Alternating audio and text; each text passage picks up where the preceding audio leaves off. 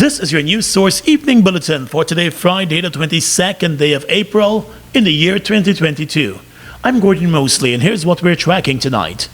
Aiming to increase the provision of services to all companies operating in Guyana and with local content at heart, NRG Holdings, which is owned by three Guyanese businessmen and international maritime infrastructure company Jean Deneau, today signed an agreement with the ExxonMobil company to support construction activities for the oil giant. Under the contract, the Exxon company will utilize the shore-based facilities currently being built by the local consortium NRG Holdings for its fabrication and construction works to support its oil operations. The agreement will run for 20 years.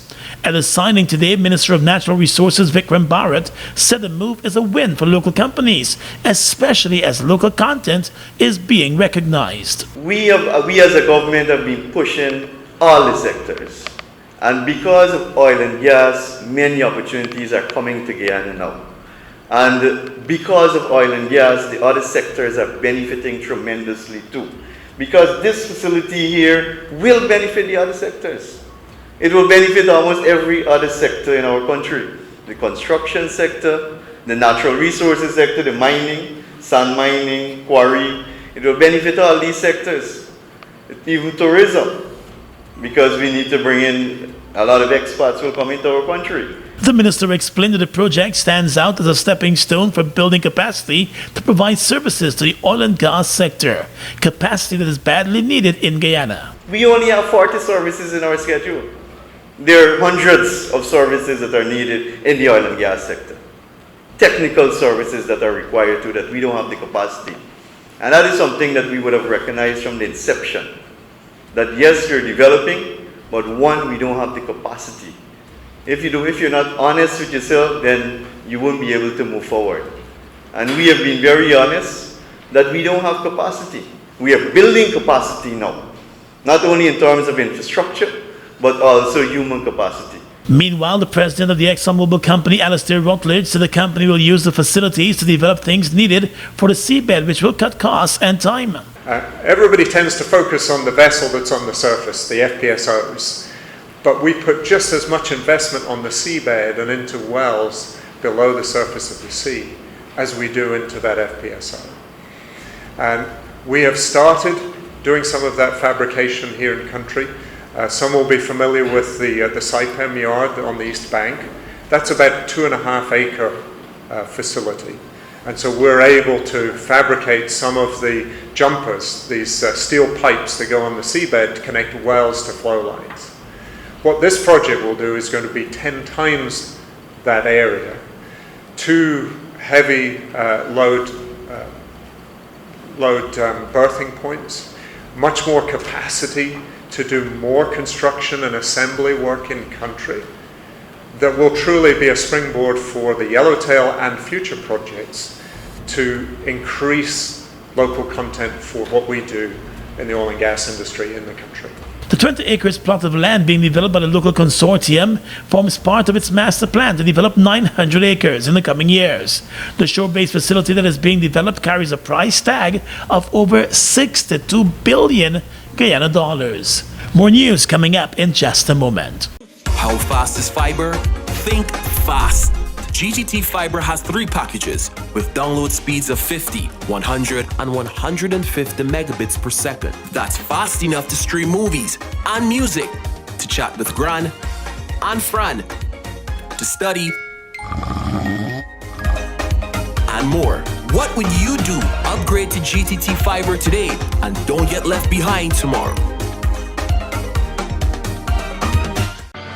The Ministry of Education is making a significant investment in the education system to distribute textbooks to every primary school pupil to support them at school and at home. So students and parents, please take good care of the textbooks loaned to you and remember to return them at the end of the school year so that the next batch of students can use them. Before collecting the textbooks, parents will sign a contract promising to ensure the books are kept in good condition and to return them. Parents will be required to pay the cost to replace or repair any of the lost or damaged books. So let's do the right thing and use the books wisely so that as many students can benefit across Guyana. A message from the Ministry of Education.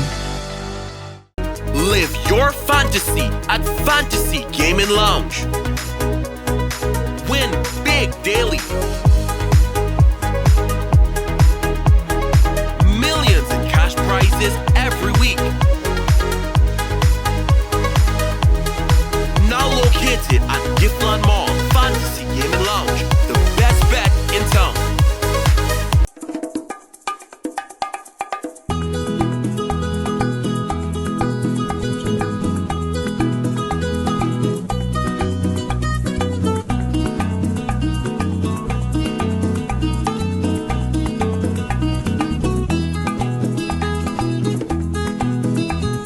Flavor, food, fun.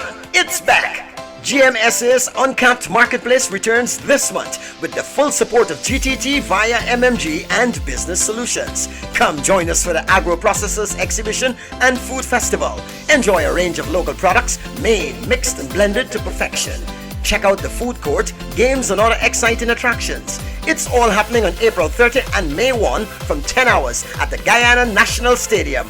Admission absolutely free. Individuals are reminded that when filing an individual income tax return, if you have multiple employers, you must file only one individual income tax return. However, the original of each emolument 7B slip obtained from the respective employers must be attached to the return, and the aggregated income should be used to compute your taxes. Remember, only one individual income tax return must be submitted to the Guyana Revenue Authority for individuals with multiple employers. In just 2 years, oil production earned Guyana a whopping $608 million. These funds are being used to build bridges, roads, and other infrastructure to improve the lives of all Guyanese. Mobil 1 is more than oil. It's many oils.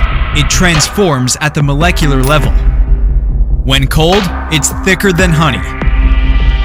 When hot, it's thinner than water. Mobil 1 adapts and readapts to last longer. 16,000 kilometers between oil changes. That's your engine evolved. Sol Guyana is the authorized distributor of Mobil lubricants.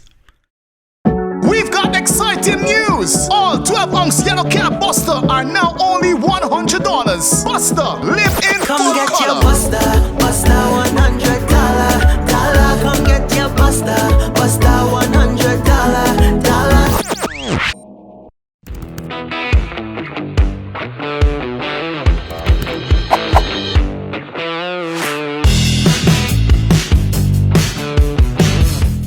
Guyana joined the rest of the international community today to celebrate World Earth Day. It was held under the theme Invest in Our Planet. Earth Day is being celebrated to demonstrate support for environmental protection, and it allows countries to educate, reflect, and take action to address environmental issues. It also reminds those nations that the environment they live in requires their protection. In a message, President Irfan Ali said the environment is our life support and natural capital, and from it we can foster a stronger and cleaner future. The president said the healthier our ecosystems are, the healthier the planet and its people.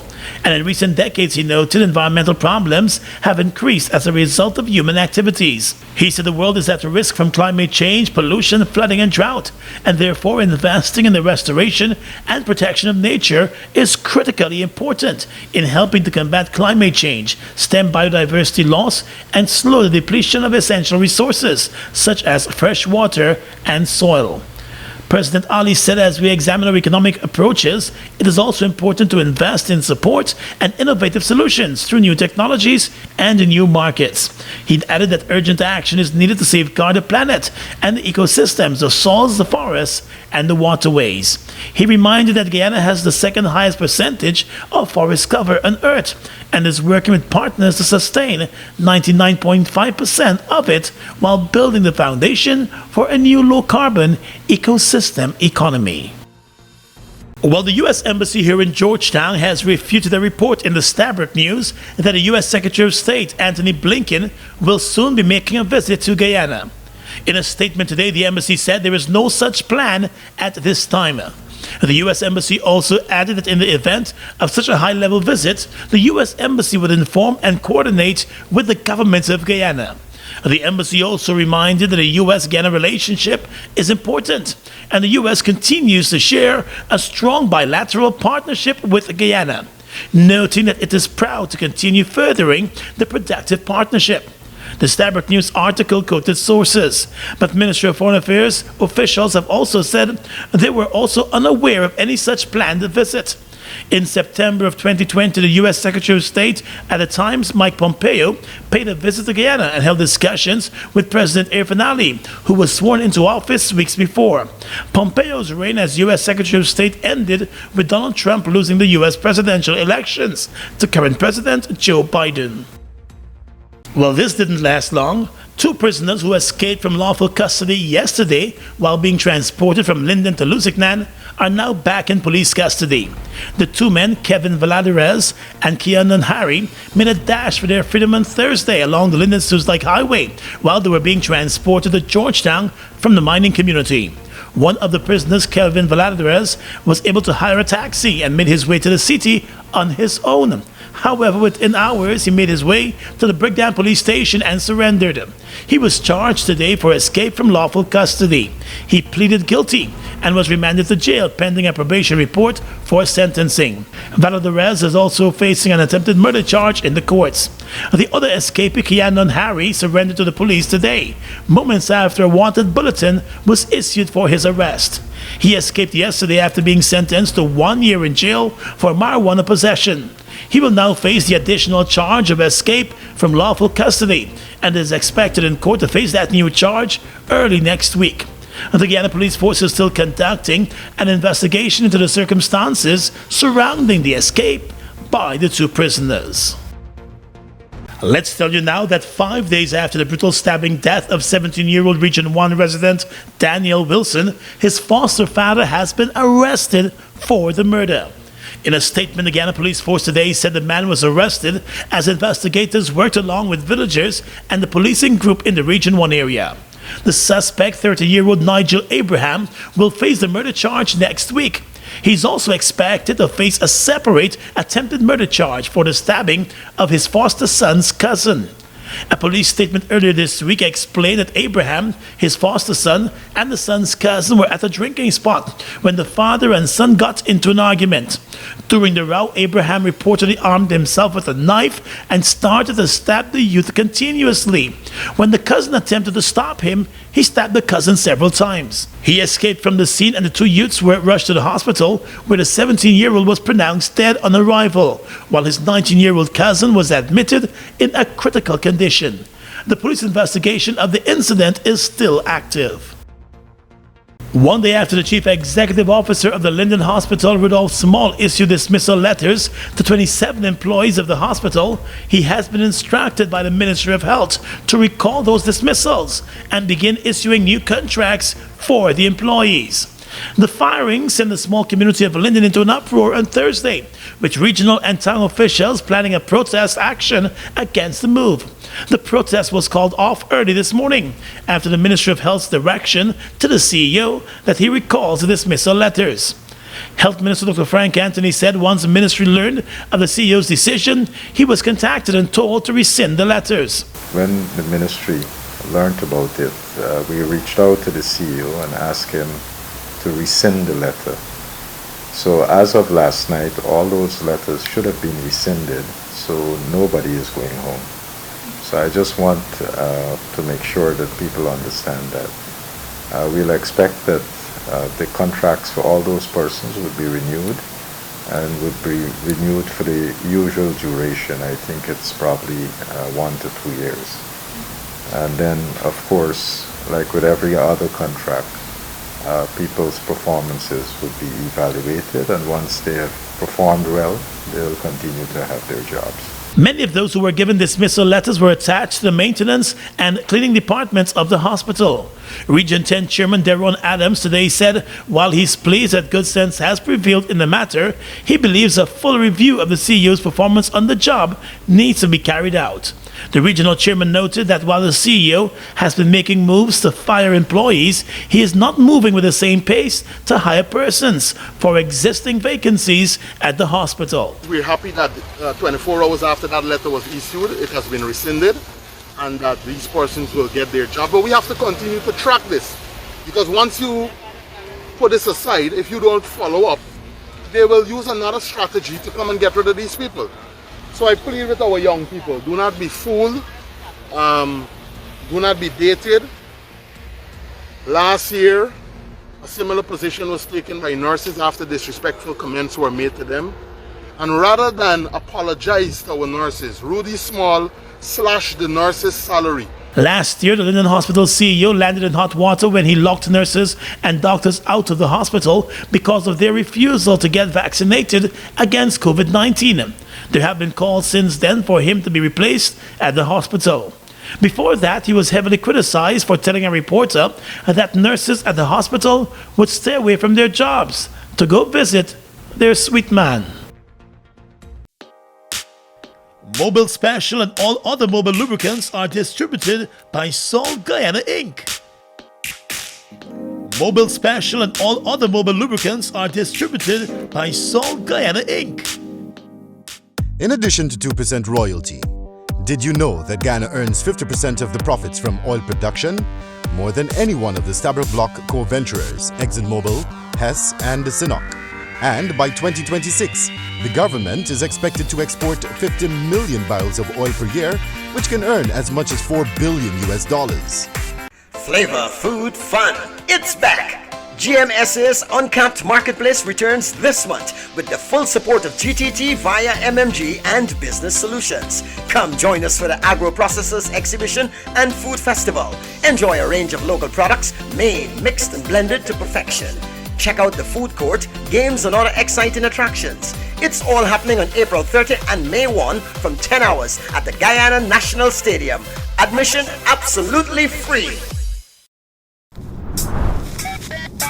Every day a new style come again. Tell it to your enemy and tell it to your friend.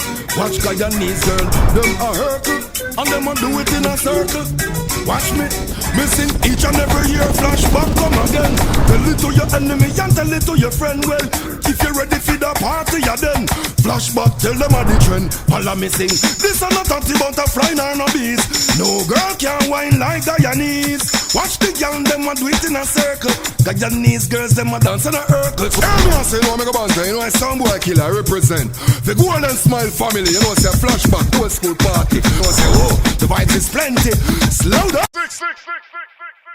Live your fantasy at Fantasy Gaming Lounge. Win big daily. Millions in cash prizes every week.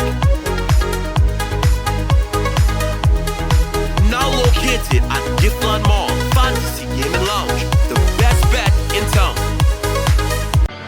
The Ministry of Education is making a significant investment in the education system to distribute textbooks to every primary school pupil to support them at school and at home. So students and parents, please take good care of the textbooks loaned to you and remember to return them at the end of the school year so that the next batch of students can use them. Before collecting the textbooks, parents will sign a contract promising to ensure the books are kept in good condition and to return them. Parents will be required to pay the cost to replace or repair any of the lost or damaged books. So let's do the right thing and use the books wisely so that as many students can benefit across Guyana. A message from the Ministry of Education.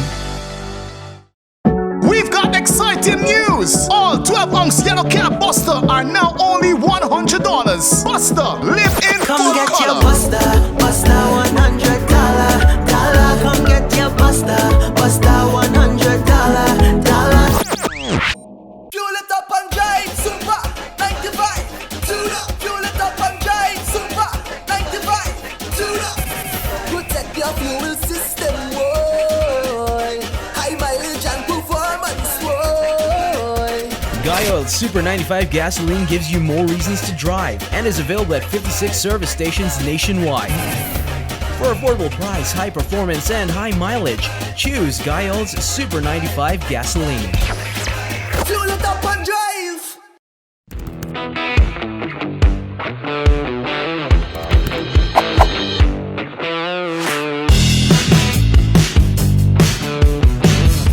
Across the region tonight, mask wearing remains mandatory on board Caribbean Airlines flights, according to the airline's corporate communications manager. Her comment comes after a U.S. federal court ruling on Monday made mask wearing optional at U.S. airports and public transportation terminals. American Airlines, JetBlue, United Airlines, and Delta announced via media release that mask wearing would now be optional. But in a statement on Thursday, Caribbean Airlines said in keeping with the public health ordinance as outlined in law by the government of Trinidad and Tobago, where the airline is based, the airline has advised that wearing a face mask on board remained a requirement. At yesterday's virtual COVID-19 briefing, the Minister of Health in Trinidad said with regards to mask wearing on board Caribbean Airlines flights, any decision made by the airline will be in conjunction with the Ministry of Health. He also reminded the public that mask wearing in public is still mandatory in Trinidad and Tobago. The U.S. government has unveiled charges against former Honduran President Juan Orlando Hernandez of participating in a cocaine importation conspiracy and related firearms offenses as he was extradited to the U.S. The indictment unsealed by the U.S. Justice Department marked a stunning fall from grace for the former Washington ally who led the Central American nation from 2014 to January of this year. Federal prosecutors in Manhattan said Hernandez received millions of dollars from drug trafficking organizations, including from the former leader of Mexico's Sinaloa cartel, Juan El Chapo Guzman, and used those funds to enrich himself and finance his political campaigns. In exchange, Hernandez and other Honduran officials provided drug traffickers with protection from investigation and arrest, give them access to law enforcement and military information, and prevented their extradition to the U.S., according to the indictment. Hernandez was a key ally to the U.S. during the Obama and Trump administrations on immigration and anti-narcotics operations. But U.S. prosecutors revealed in court filings last year that the 53-year-old former president was under investigation as part of a sprawling probe into Honduras's bloody narcotics trade. And finally tonight, international news. The BBC reports that guns overtook car crashes to become the leading cause of death for U.S. children and teenagers in 2020, new research has shown. Data from the Centers for Disease Control and Prevention shows that over 4,300 young Americans died of firearm-related injuries in 2020. While suicides contributed to the toll, the data shows that homicides form the majority of gun-related deaths. More than 390 million guns are owned by U.S. civilians. According to the research, the rise in gun-related deaths among Americans between the ages of 1 and 19 was part of an overall 33.4% increase in firearm homicides nationwide. Homicides, the study noted, disproportionately impact young Americans. Over the same time period, the rate of firearm suicides in the U.S. rose by 1.1%. The overall rate of gun deaths of all reasons, suicide, homicide, unintentional, and undetermined among children and teenagers rose by 29.5%, more than twice that of the wider population. And that's your News Source Evening Bulletin for tonight. I'm Gordon Mosley reporting and encouraging you to have a safe and enjoyable weekend.